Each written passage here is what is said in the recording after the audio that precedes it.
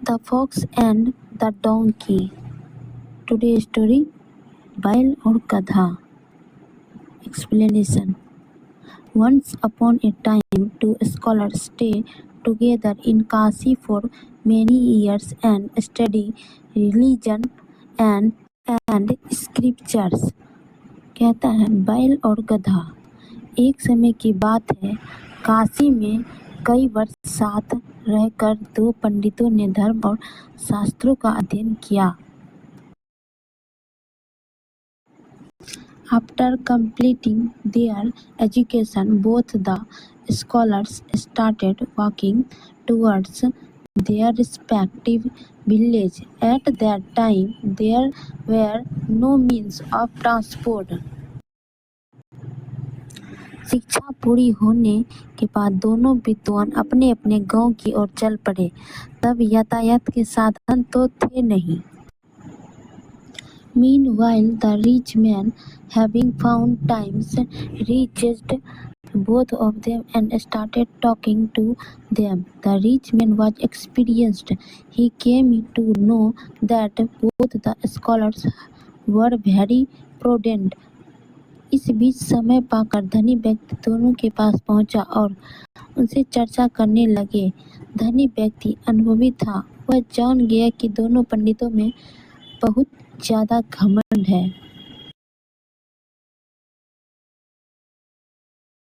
And it took many days for people to travel from one place to another. People used to walk during the day and rest at night. लोगों को एक स्थान से दूसरे स्थान तक जाने में कई दिन लग जाते थे। लोग दिन में चलते थे और रात में विश्राम करते थे। These two scholars were also doing the same once. Both of them stayed at the house of the richest man in the city.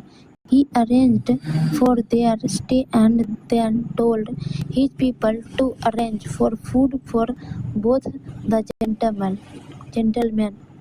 ये दोनों पंडित भी ऐसा ही कर रहे थे। एक बार दोनों नगर के सबसे धनी व्यक्ति के यहाँ ठहरे। उसने उनके रहने की व्यवस्था की और फिर अपने लोगों से कहा कि दोनों महाअनुभवों के भोजन का भी बंदोबस्त किया जाए। Meanwhile, इस बीच द रिच मैन, समय पाकर धनी व्यक्ति, हैविंग फाउंड टाइम, दोनों के पास पहुंचा, reached both of them and started talking to them. The rich man was experienced. He came to know that both the scholars were very proud. और उनसे चर्चा करने लगा। धनी व्यक्ति अनुभवी था। वह जान गया कि दोनों पंडितों में बहुत ज्यादा घमंड है। प्रोन मतलब घमंड। And at the same time, both understood each other. साथ ही दोनों एक दूसरे को समझते हैं। उन्होंने दोनों से अलग अलग बात कर एक दूसरे के बारे में भी पूछा। He talked to both of them separately and also asked about each other.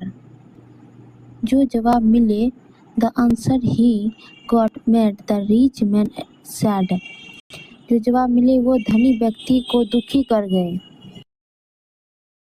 He thought in his mind that both of them had come to a place like Kashi after studying for a year, but did not learn to respect each other anyway.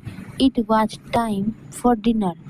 उसने मन में विचार किया कि ये दोनों काशी जैसी जगह पर वर्षों अध्ययन करके आए हैं, लेकिन एक दूसरे का सम्मान करना नहीं सीखा।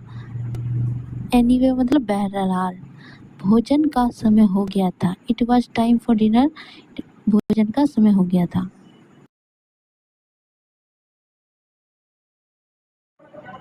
The rich man called both of them respectfully to the dining room. He served fodder in one's plate and hay in the other's plate. Seeing this, both the scholars became furious. धनी व्यक्ति ने दोनों को बड़े आदर पूर्वक भोजन कक्ष में बुलाया। एक की थाली में चार और दूसरे की थाली में मूर्ख में भूसा परोसो। यह देखकर दोनों पंडित आग बबूला हो गए। They said in anger, "Are we animals that we will eat this fodder and stay hungry? Being rich, you are insulting us. This is the insult of Saraswati by Lakshmi." To this they replied very calmly, "One has been served fodder in the plate and the other has been served hay." गुस्से में आकर कहने लगे कि क्या हम जानवर हैं जो यह चारा और भूखा खाएंगे? धनी होकर तुम हमारा अपमान कर रहे हो। ये लक्ष्मी द्वारा सरस्वती का अपमान है। इस पर उन्होंने बड़ी ही शांति से जवाब दिया, एक को थाली में चारा और दूसरे को भूसा परोसा गया है। It is not my fault. इसे मेरा कोई कसूर नहीं है। When जब I asked one of you about the other, जब मैंने आपसे एक से दूसरे के बारे में he said that he is a bull पूछा था तो उसने कहा था कि वह तो बैल है। When I asked the other about the first, वहीं ही दूसरे से बैल के बारे में पूछा तो उसने कहा था कि वह गधा है। He said that he is a donkey. Both of you called each other a bull and donkey. आप दोनों ने ही एक दूसरे को बैल और गधा बताया। So I served fodder and hay in the plate. Accordingly, on hearing this, the eyes of both the wise men were opened.